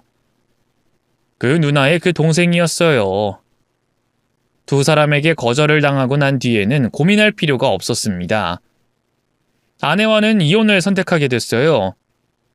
제가 벌어온 돈을 가지고 처남에게 주고 도박까지 한 증거가 있어서 아내와 이혼 소송을 할 수 있었죠. 이 세상에서 제 가족이 가장 소중했지만 자신들의 가족만 가족으로 생각하는 사람들과는 더 이상 살 수 없었으니까요. 그런데 그때 저와 아내의 이혼 소송을 듣게 되신 아버님께서 제게 찾아오셨습니다. 그리고 무릎을 꿇고 미안하다며 눈물을 보이셨죠. 아버님, 여긴 어떻게... 죄송합니다, 아버님. 어쩌다 보니 일이 이렇게 됐습니다. 처음 뵙고 약속드렸던 내용 지키지 못해서 정말 죄송합니다. 면목 없습니다. 그런 말 하지 말어. 면목 없는 사람은 되려 나지. 내가 오늘 자네에게 찾아온 건 자식 잘못 키운 죄로 자네한테 빌어야 할 것 같아서 왔네. 정말 미안하네. 자네가 내게 새 삶을 살 수 있도록 도와줬는데 도움받는 아비의 그 자식놈들이 저러고 있으니 내가 두 녀석 생각을 고쳐먹게 하려고 해봤네만 어떻게 할 수가 없어. 그래서 이렇게 자네한테 빌려고 온 거야. 미안하네, 미안해. 내 심정 같아선 내가 죽더라도 자네에게 받은 간을 돌려주고 싶어. 내가 죄인일세, 죄인이야. 아버님께서는 죄송하기만 했습니다. 자신의 잘못도 아닌 상황, 제 앞에 무릎까지 꿇고 눈물을 보이셨으니까요. 제가 할 수 있는 거라곤 아버님 잘못이 아니라고 말씀드리는 것밖에 없었죠. 그렇게 아버님의 사과를 받고 난 이후에도 이혼 소송은 계속됐습니다. 도박빚과 아이 때문에 이혼하지 않으려고 했던 아내로 인해 시간이 걸리긴 했습니다만 그래도 결국엔 아내와 이혼할 수 있었어요. 또 정연이에 대한 양육권도 제가 가지고 올 수 있었죠. 아내와 이혼을 하고 난 이후에는 정신없이 바빴습니다. 일은 일대로 해야 됐고 아이도 신경 써야 했으니까요. 또 투병 생활 중이신 어머니께도 찾아가 봐야 했기 때문에 몸이 2개, 아니 3개여도 모자랄 상황이었어요. 하지만 아무리 바쁘더라도 어느 것 하나 대충 하기 싫었습니다. 그래서 제 잠을 줄여가며 제 몸을 더 움직이며 일과 제 아들, 어머니까지 신경 쓰고 챙겼어요. 그리고 어머니께서 하루빨리 간이식을 받을 수 있게 주변에 도움을 구하고 다녔습니다. 하지만 고아 출신으로 인간관계 대부분이 사회에서 맺어진 탓에 자기 장기를 내어줄 만큼의 깊은 관계를 맺은 사람이 없어 간이식 대상자를 찾는데 지체가 되고 있었죠. 그런데 그때 병원에서 급히 연락이 왔습니다. 어머니께서 심한 간성 혼수로 인해 의식을 잃으셨다는 연락이었죠. 병원에서는 급히 인공호흡기와 독소 수치를 낮춰주는 약물을 주입했지만 이건 결국 시간을 버는 것밖에 안 되는 응급처치라고 했어요. 어머니의 경우 최대한 빨리 이식 수술을 해야 한다고 했죠. 저는 의사 선생님께 제발 제 간을 어머니께 이식해달라고 빌었습니다. 하지만 의사 선생님께서는 불가능한 일이라고 말씀하시며 공여자가 나올 때까지 기다려보자는 말씀만 하셨죠. 그때부터 제 전화기에 있는 모든 사람들에게 전화를 걸어 제발 부탁한다고 연락했어요. 죽어도 연락하기 싫었던 아내와 처남에게까지 전화를 걸어 애원을 했죠. 하지만 돌아오는 대답은 모두 다 같았습니다. 누구 한 명 자신의 간을 기증해주러 오겠다는 사람이 없었죠. 원하는 대답을 듣진 못했지만 그들의 입장을 이해했습니다. 제게 미안해하며 조금이라도 더 긴 변명을 하는 모습을 보며 저 사람들은 얼마나 난감한 상황일까 생각도 했었죠. 그런데 아내와 처남만큼은 이해해 줄 수 없었습니다.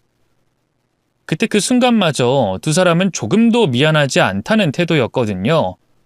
오히려 절 귀찮아하는 태도였죠. 당신이 어쩐 일이야? 나라면 치를 떨던 사람이? 부탁하려고 전화했어. 제발 우리 어머니께 간이식 좀 해줘. 어머니 정말 위험한 상태야. 이러다가 손도 써보지 못하고 돌아가시겠다고.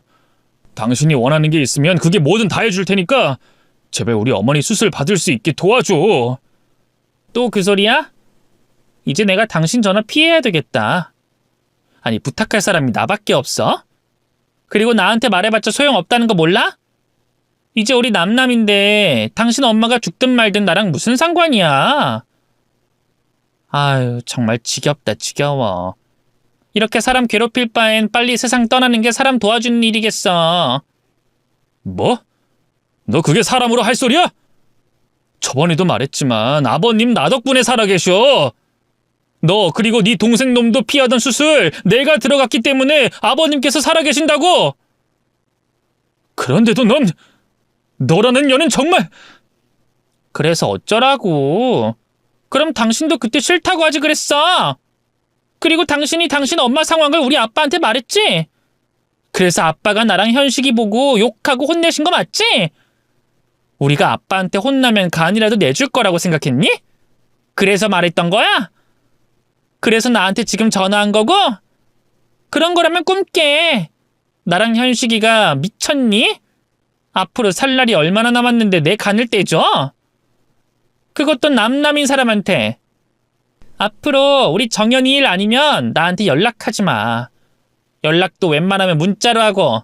알겠어? 아내 스스로 말했던 것처럼 아내가 치가 떨리도록 싫었습니다. 이미 치가 떨리도록 실망을 했었죠. 그런데 더 실망할 게 남아있을 줄은 몰랐어요. 전화를 끊으면서 애초에 그 여자에게 전화를 한 제가 바보였다고 저 스스로를 탓하게 됐죠. 안 하는 것만 못하는 전화를 끝으로 더 이상의 시간 낭비를 할 수 없었어요. 어머니를 살릴 수 있는 또 다른 방법이 있는지 찾아야 했죠. 하지만 어머니께서는 제가 다른 방법을 찾기 전에 숨을 다하셨습니다. 이제 정말 어머니를 영영 잃어버리게 된 것이었죠. 후회되는 게 한두 가지가 아니었어요. 보육원을 나와 어머니를 찾지 않았던 행동, 아내를 만나게 됐던 그 선택, 또 아버님에게 제 간을 공유하기로 한 결정까지 어머니의 죽음 앞에 후회되는 일들이 너무 많았습니다. 하지만 그런 후회를 한들 모두 다 아무 소용이 없는 일들이었어요. 어머니께서 돌아가셨으니 말이죠. 아프신 어머니에게 아무것도 해드리지 못한 못난 아들이었지만 마지막 떠나시는 길만큼은 정성스럽게 보내드리고자 했습니다. 그래서 어머니의 시신을 옮기고 병실을 정리하며 장례를 치를 준비를 하게 됐죠. 그런데 그때 어머니 병실 서랍에서 여러 장의 서류들이 나왔어요. 의식을 잃기 전 죽을 만큼 아픈 통증을 참아내느라 마약성 진통제를 맞아 하루 종일 병실에 누워 계셨던 분이 왜 이렇게 많은 서류가 필요하셨던 건지 궁금했습니다. 또 이 서류가 뭔가 싶었죠. 서랍에 흩어져 있는 많은 양의 서류를 확인하려고 꺼내봤는데 그때 바닥으로 편지 봉투가 떨어졌습니다. 바닥에 떨어진 편지 봉투를 열어 확인을 해보니 어머니께서 제게 남겨두신 유서였죠. 그 유서 내용을 찬찬히 훑어봤던 저는 오열을 하게 됐습니다. 이미 충분히 알고 있었지만 어머니께서 저에게 어떤 감정을 가지고 계신지 다시 한번 글로써 확인하게 됐으니까요. 그리고 편지 단락 마지막 부분에서 크게 놀라게 됐죠. 생각지도 못한 내용을 봤거든요.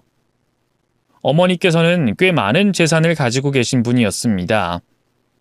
평생 저에 대한 죄책감으로 인해 자신이 번 돈을 쓰지 못하고 계셨죠. 또 언젠간 만나게 될 저를 위해서 돈을 불려오고 계셨어요. 이제까지 못한 부모 노릇을 해줘야 한다며 지금까지 부모 없이 많은 고생을 했을 저에게 새로운 삶을 보장해줘야 한다며 제게 자신이 모아온 재산을 모두 쓰시겠다는 생각으로 돈을 모으고 계셨습니다. 만약 저를 찾지 못하더라도 저와 같이 보육원 시설에서 자란 아이들이 잘 자랄 수 있길 바라는 마음에 기부하실 생각이셨죠. 그래서 수많은 적금 통장과 현찰, 월세가 나오고 있는 상가 건물까지 제가 평생 일해도 벌 수 없는 만큼의 재산을 가지고 계셨습니다. 그러다 간암으로 투병 생활을 하시게 됐고 그 와중에 저를 찾게 되셨던 거죠. 저를 만나신 다음에는 살고자 하는 의지를 더 강하게 가지셨고 힘든 치료를 잘 받고 계셨고요. 하지만 마음과 다르게 시간이 갈수록 병마를 이기지 못하겠다는 생각에 유서를 남겨놓으셨던 겁니다. 저를 위해 사용하겠다고 하신 자신의 재산을 저에게 유산으로 주신 거죠. 그 재산을 모두 저에게 주시긴 주셨는데 사실 저에게만 남기신 건 아니었어요. 유서 내용 그대로 보자면 아들인 저와 며느리인 아내에게 유산을 나눠주신다고 적혀져 있었거든요. 아들인 저뿐만 아니라 아내까지 유산을 남기신다고 하신 건 고아인 절 남편으로서 받아주고 외롭던 저에게 가족을 만들어줬기 때문이라고 그 이유가 유서에 적혀져 있었습니다. 어머니께서는 며느리인 사람이 자신을 의심한다는 걸 아시면서도 제 생각만 하셔서 아내가 남편을 위해 걱정하는 게 대견하다고 믿음직하게 보인다고 생각하셨어요. 자신이 며느리에게 의심받아 기분 나쁜 게 없으셨던 거죠. 그래서 며느리인 아내에게 고마워서 유산을 남겨주셨던 겁니다. 그 내용을 보면서 만감이 교차하더군요. 어머니께서 아내의 본심을 모르고 눈을 감으시게 돼서 다행이라는 생각과 동시에 배은망덕한 며느리를 보여드려서 너무 죄송했습니다. 다시 한 번 더 아내에 대한 분노와 배신감에 휩싸이게 됐죠. 그래서 어머니의 장례를 치르기 전 아내를 불렀습니다. 어머니께서 작성하신 유서를 아내에게 확인시켜주고자 말이죠. 아마 다들 저를 바보 같다고 생각하실 거예요. 왜 긁어 부스럼을 만드나 싶으시겠죠? 그 유서 내용대로라면 저희 어머니의 재산을 아내가 받게 됐으니까요. 하지만 그럴 일은 없었습니다. 그걸 모두 다 알고 아내를 불렀으니까요. 그리고 아내를 부른 건 그 여자에게 어머니의 본심과 자신이 땅을 치고 후회할 짓을 했다는 걸 알려주고 싶었기 때문입니다. 물론 아내를 어머니 장례식장까지 나오게 하는 건 생각보다 쉽지 않은 일이었어요. 내가 연락할 일 있으면 문자로 하라고 했지. 뭐야? 정연이 일이야? 아니면 또 당신 엄마 간이식 해달라 떼쓰려고 전화한 거야? 아니, 둘 다 아니야. 우리 어머니 오늘 돌아가셨어. 그래서 당신이 장례식장에 찾아와 줬으면 해서 연락했어. 뭐? 당신 뭐 충격에 머리가 어떻게 됐어? 내가 거길 왜 가? 내가 며느리도 아닌데. 그래도 잠시는 우리 어머니 며느리였잖아. 내 아내 정연이 엄마기도 하고. 그리고 어머니께서 의식을 잃으시기 전에 유서를 작성해 놓으셨는데 당신 이름이 적혀져 있어. 그러니까 와서 확인도 할 겸 와줘. 싫어. 귀찮게 뭐하러 가? 유서에 뭘 남겨준다고 나와 있으면 몰라도. 맞아. 어머니께서 당신 앞으로 남겨두신 재산이 있어. 그러니까 직접 와서 확인해. 뭐? 재산을 내 앞으로 남겨두셨다고? 왜? 아니, 그것보다 얼마나? 당신이 와서 확인하라는 정도면 꽤 큰 돈인가 보지? 뭐야? 그 노인이 돈이 좀 있었어? 어머, 이게 웬 횡재야? 알았어, 내가 지금 당장 갈게. 당신 지금 어디 있는데?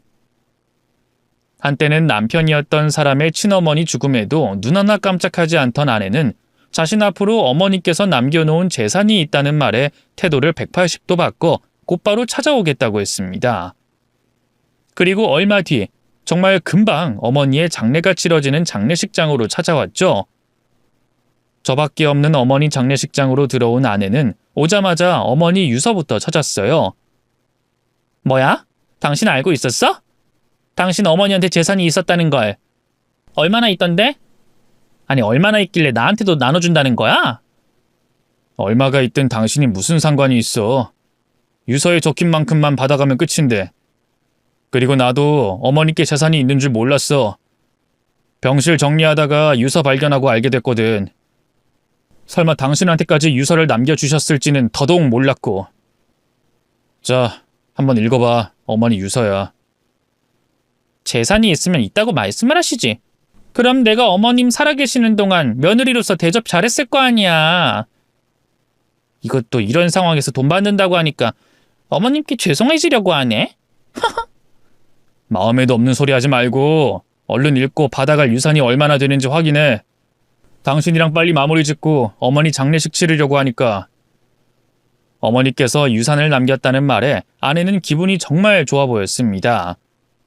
아까 전화를 할 때까지만 해도 저희 어머니를 노인네라고 말하던 사람이 어머님이라는 높임말까지 하고 있었죠. 들뜬 아내는 제 손에 있던 유서를 낚아채듯이 가져갔고 자신에게 유산을 남긴 부분만 읽으려고 하는지 눈알을 빠르게 굴리고 있었어요. 그 얼굴을 보고 있는데 돈귀신이 얼굴이 딱 저렇겠구나 싶더라고요. 탐욕스럽고 광기 어린 얼굴에 역겨울 정도였습니다. 그렇게 보기 싫은 표정을 짓고 유서를 읽고 있던 아내는 드디어 자기 유산과 관련된 부분을 찾았는지 얼굴에 놀람과 미소가 동시에 지어졌어요. 그리고 잔뜩 흥분한 말로 기뻐했죠. 어머, 이게 돈이 얼마야? 우리 횡재했네. 노인네가, 아니, 어머님 재산이 엄청 많았어. 이럴 줄 알았으면 우리 다투지 말 걸 그랬다. 그러면 상속세 제외하고 이 돈 다 우리 거잖아. 근데 나눠서 받게 됐네. 물론 이 돈도 큰 돈이긴 하지만. 내가 더 많이 받으니까 그게 아쉬워서 그렇겠지. 우리가 받는 유산이 반대였으면 당신 입에서 그런 소리 안 나오지. 안 그래? 어머니 유서 내용 다 확인했으면 이리 줘.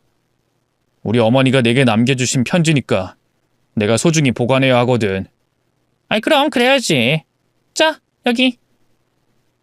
그나저나 내가 이 돈은 언제 받을 수 있나? 당신이랑 같이 가서 받아야 하나? 근데 당신 이 돈 못 받겠다. 당신 이제 우리 어머니 며느리가 아니잖아. 여긴 내 아내, 우리 어머니 며느리에게 그 유산을 준다고 나와 있었는데. 뭐? 당신 지금 장난쳐? 유서에 나와 있잖아. 날 콕 집어서 유산 주시겠다고. 어머님 말씀 어길 생각이야? 그리고 그 유서 적힌 날짜 보니까 우리가 이혼하기 전이던데. 그럼 어머님께서 유서를 적을 당시를 기준으로 판단해야지. 그땐 내가 당신 아내고 어머님 며느리가 맞잖아. 에휴, 그 돈 받겠다고 엄청나게 억지 쓰네. 당신 지금 모습이 얼마나 추하게 보이는지 알아? 어머니께서 유서를 언제 작성하셨든 그게 무슨 상관이야. 유산은 돌아가시고 나서 받는 건데. 그리고 당신에게 유산을 넘기신다는 걸 아는 사람은 나랑 당신밖에 없어. 그 내용을 증명하는 건 이 유서뿐이고. 근데 내가 이 유서를 가지고 있으면 끝인데 당신 유산 못 받아. 뭐? 당신 그래서 나한테 그 유서 가지고 간 거였어? 이 인간이 정말. 근데 내가 당신 손에 있는 그 유서 못 뺏을 줄 알아? 거기에 달린 돈이 얼만데 내가 포기하겠어? 거기에 내 인생이 달렸는데 내가 왜 뺏겨? 얼른 내놔. 얼른 내놓으라고! 내가 미쳤어? 당신에게 우리 어머니 재산을 나눠주게? 당신 같은 인간한테는 우리 어머니 거라면 돈 10원도 빵 부스러기도 못 줘. 알아? 당신한테 도움될 유서라면 이렇게 불태워서 없애버리는 게 낫지. 아내가 제게 달려들려고 하자 저는 라이터로 어머니의 유서를 불태웠습니다. 그러자 아내는 미친 사람처럼 불타고 있는 종이에 달려들었죠. 하지만 제가 불이 붙은 종이가 다 탈 때까지 쥐고 있다 잡고 있던 제 손에 불길이 왔을 때 놨기 때문에 땅으로 떨어졌을 땐 이미 재가 되어 있었어요. 안 돼! 안 돼! 내 돈! 당신 미쳤어? 어머니를 그렇게 생각한다는 사람이 마지막으로 남긴 유서를 불태워? 맨날 네 엄마 타령하더니 결국 너도 돈 앞에 눈이 돌았구나. 그런데 나 포기 안 해. 당신 엄마한테 그 많은 재산이 있다는 걸 아는데 내가 왜 포기해? 어떻게든 내 목 받아갈 거야. 알아? 할 수 있으면 해봐. 그 유서 공증된 유서도 아니고 불타 없어지기까지 했어. 당신이 이미 나와 이혼했고 당신도 바보가 아니라면 알지? 이런 상황에 유산은 가족관계인 사람만 받을 수 있다는 거. 어머니와 내가 만나자마자 가족관계 회복했다는 걸 알 테고. 그래, 이제 어떡할 건데? 여기 잿가루를 뭉쳐서 다시 유서를 만들기라도 할 거야? 그러게, 왜 그렇게 인생을 살아? 먼저 내주지는 못하더라도 자기가 받은 것만큼은 돌려줄 줄 알아야지! 당신이, 그리고 당신 동생 놈의 새끼가 내가 했던 것처럼 우리 어머니에게 이식수술 해줬으면 그 돈 전부 당신 돈이었어. 아니지? 내가 고마워서 더 줄 수 있으면 더 줬을 거라고. 그러니까 당신 스스로를 탓해. 당신의 말과 행동 때문에 날아간 돈이니까.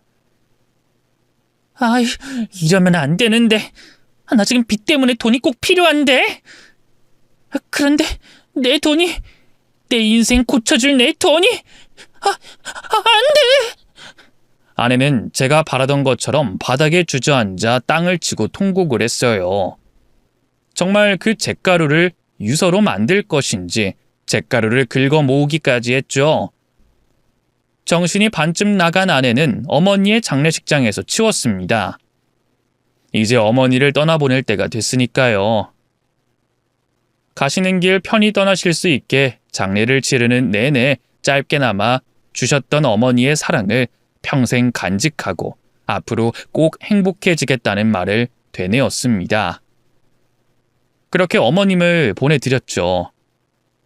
어머니 장례를 다 치르고 난 다음 모든 것이 끝난 줄 알았습니다. 하지만 아내는 좀처럼 그 유산에 대해서 포기하지 않았어요. 하지만 유산을 제게서 빼앗아갈 방법이 없자 아들 양육권을 다시 문제 삼으며 제게 돈을 받아가려고 했죠. 결과적으로 아내가 원하던 대로 되진 않았지만 말이에요. 애초에 도박 문제로 이혼하고 빚까지 있어서 아들의 양육권을 가져간다는 건 가능성이 없는 이야기였으니까요. 그런데 법적 시시비비를 가리기 전에 제게 미안하다며 무릎을 꿇으셨던 아버님께서 아내를 개패듯이 패며 말렸다고 하셨습니다. 네, 아버님. 근데 어쩐 일로 전화를 다 주셨어요? 아이, 미안. 내가 자네에게 전화하면 안 되는 건데 꼭 말해줄 게 있어서. 현서 인연이 또 자네에게 허튼 짓 하려고 했다며. 그래서 내가 자네 곁에 얼씬 못하게 만들었네. 아이, 인간 새끼라면 말로 해도 알아듣겠지만 자네도 알다시피 인연이나 인연 동생놈이나 심승보다 못한 것들이지 않나. 그래서 내가 개패듯이 팼네. 그러니 앞으로 자네 귀찮게 하는 일 없을 거야. 나도 이번을 마지막으로 자네한테 연락하는 일 없을 거고. 항상 미안하네. 그리고 고맙고. 내 자네에게 빌린 이 목숨 다하는 날까지 이것들 감시하고 관리하면서 살겠네. 그러니 걱정하지 말게.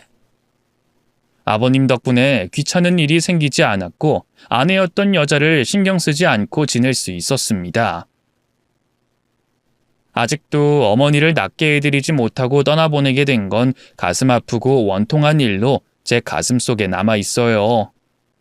이 가슴 아픈 감정은 제가 죽는 날까지 계속되겠죠.